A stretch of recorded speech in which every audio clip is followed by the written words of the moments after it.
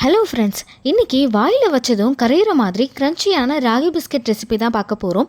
Ragi biscuit செய்கிறதுக்கு 4 ingredients இருந்தால் போதும், சட்டுன்னு செஞ்சிடலாம். வாங்க வீடியோக்குள்ளே போகலாம்.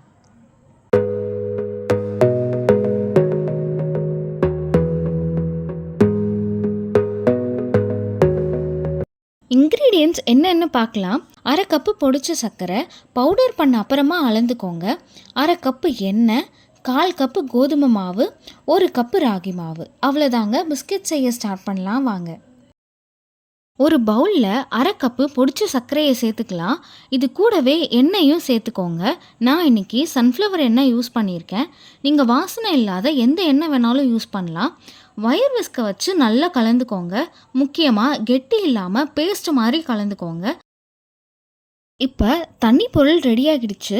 இது கூடவே நம்ம சளிச்சு வச்ச கோதுமை மாவையும் ராகி மாவையும் சேர்த்து நல்லா கலந்துக்கலாம். இன்றைக்கி நான் கப் மெஷர்மெண்ட்டில் சொல்லியிருக்கேன். நீங்கள் டம்ளர் கூட யூஸ் பண்ணலாம். சப்பாத்தி மாவு பதத்துக்கு இந்த மாவு இருக்கணும். மாவு ஒன்று சேர்ந்து வரலைன்னா கொஞ்சமாக எண்ணெயை சேர்த்துக்கோங்க.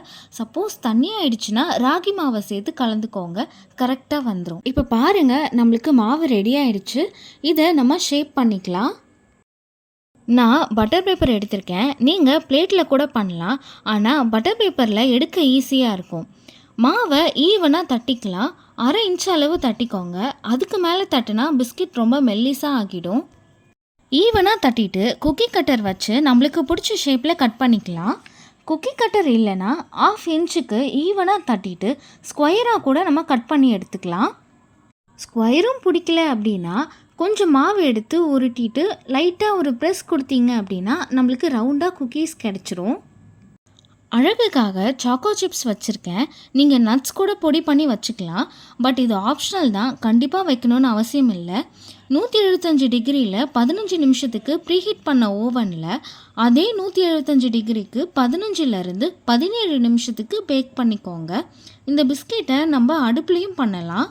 அடிகனமான பாத்திரத்தில் தூளுப்பு போட்டு மூடி 15 நிமிஷத்துக்கு லோ ஃப்ளேமில் ப்ரீஹீட் பண்ணிவிடுங்க. ஒரு தட்டில் இல்லைனா இட்லி தட்டில் நெய் தடவிட்டு கொஞ்சமாக ராகி மாவை டஸ்ட் பண்ணிக்கோங்க. அதில் பிஸ்கெட்டை கேப்பை விட்டு வச்சுட்டு 20லேருந்து 25 நிமிஷம் லோ ஃப்ளேம்லேயே பேக் பண்ணுங்கள். பிஸ்கெட் சூடாக இருக்கிறப்ப சாஃப்டாக தான் இருக்கும். நல்லா ஆறட்டோன்னு எடுங்க, ஈஸியாகவும் வரும். ஒரு ஏர்டைட் கண்டெய்னரில் ஸ்டோர் பண்ணிங்க அப்படின்னா 1 வாரத்துக்கு வச்சு சாப்பிட்லாம். இந்த ஹெல்த்தியான ரெசிபியை ட்ரை பண்ணிவிட்டு எப்படி இருக்குன்னு கமெண்ட் பண்ணுங்கள். இந்த வீடியோ பிடிச்சிருந்தால் லைக் பண்ணிவிட்டு சேனலுக்கு சப்ஸ்கிரைப் பண்ணுங்கள். Bye bye.